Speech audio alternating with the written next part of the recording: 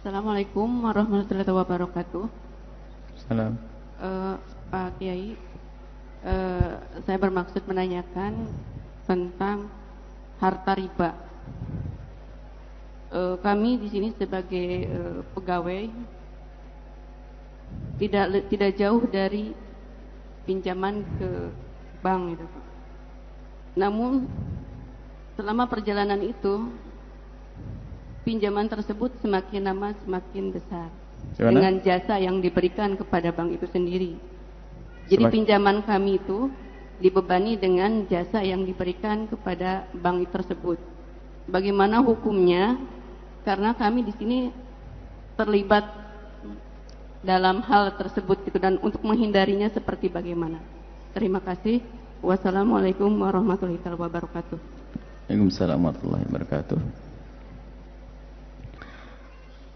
Yang dikutuk riba, yang dikutuk dengan sesuatu yang ada sangkutnya dengan riba adalah akil yang makan riba, akil yang memberikan makan riba,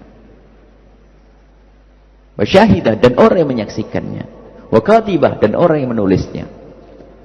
Artinya begitu busuk dan rendahnya urusan riba akan urusan riba apapun. Kemudian ini satu hal.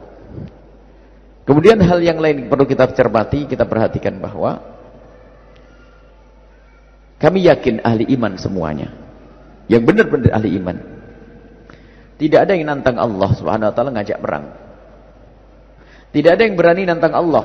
Sak jahat-jahatnya orang maksiat, mulai tidak sholat, mabuk dan sebagainya, insya Allah mereka itu bukan karena nantang Allah, tapi biasanya karena kebodohannya.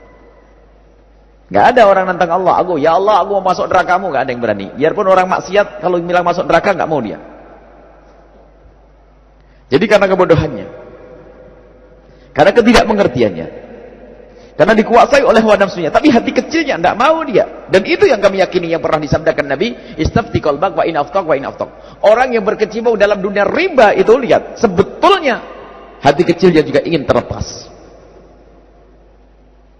Seandainya yang bertanya termasuk orang yang termasuk membantu urusan riba, lihat, dengan bertanya dia sebenarnya ingin terlepas dari kehinaan tempat ini. Itu ahli iman itu. Cuman kadang semangat ini tertutup lagi, hawa nafsunya hilang lagi, atau diganggu oleh setan. Lalu kerja di mana lagi? Ini lagi susah-susah kerjaan, ngapain kamu keluar? Nah, ini zaman sulit nih, BBM naik, ini wajib macam-macam. Sehingga lemah lagi, aduh mau hijrah nggak jadi, pengen hijrah, semangat hijrah, muncul lagi godaan, ini mau kuliah nih, berapa itu, nanti gimana nanti jaminan untuk sekolahnya, itu godaan. Kemudian yang lain lagi, jangan sekali-kali kita merendahkan siapapun, wahai ahli iman. Anda yang sudah terbebas dari urusan riba, jangan merendahkan siapapun yang masih berurusan dengan riba. Kita tidak tahu apa yang ada di dalam hatinya. Mungkin dia tergolong orang yang setiap malam menangis, menyesali bahwasanya dia berada di dalam riba, cuman belum ada jalan untuk keluar. Sehingga tugas bagi kita yang sudah terbebas dari riba adalah mendoakan, bukan untuk menghinakan dan mencela. Jangan berkata, itu ngaji masih kerja di tempat riba, nggak usah ngomong gitu. Karena dia ngaji pun ingin menguatkan hijrahnya dari riba. Kita itu sering dikuasai dengan kesombongan kita, merendahkan orang lain, menganggap orang lain dengan ini ngaji apaan tuh, ngaji kayaknya di depan, misalnya ini, bukan ini maksudnya, misal ini ngajinya paling depan, gayanya kalau doa nangis-nangis, masih riba, masih lah. Kenapa kok kita jadi merendahkan orang itu, kenapa? Ini contoh-contoh nanti ini di depan nanti tengah juga bingung, nanti paling enak depan, minta maafnya kan gampang kalau buat contoh, kalau belakang sana kan bingung, nanti saya tidak ketahuan. Ini contoh itu nggak beneran.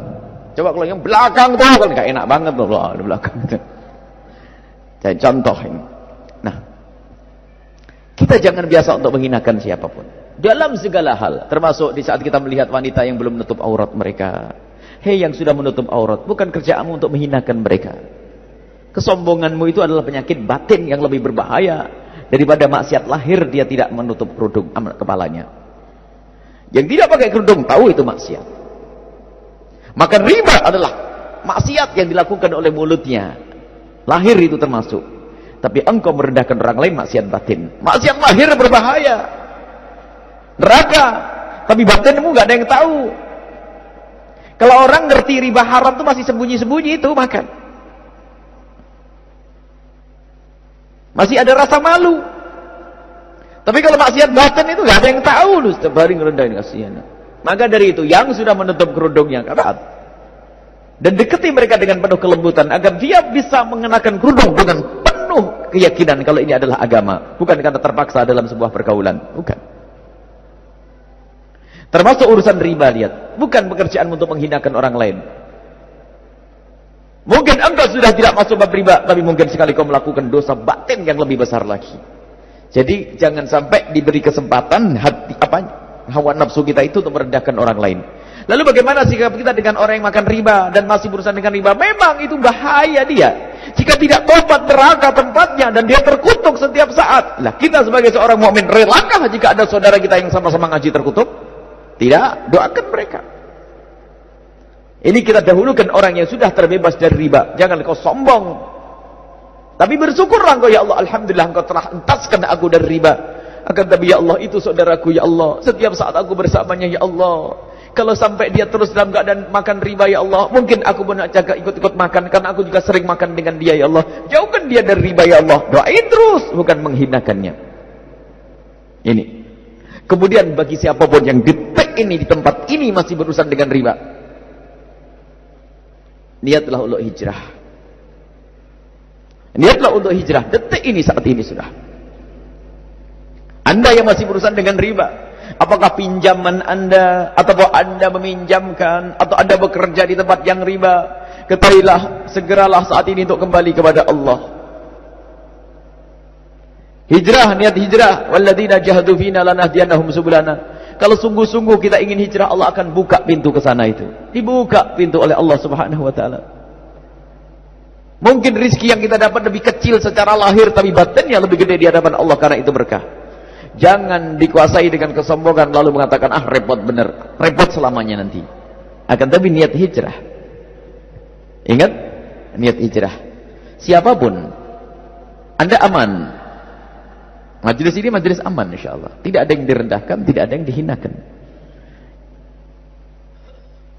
Kami berasangka baik kepada siapapun yang masih berurusan dengan riba tapi bisa datang ke tempat ini.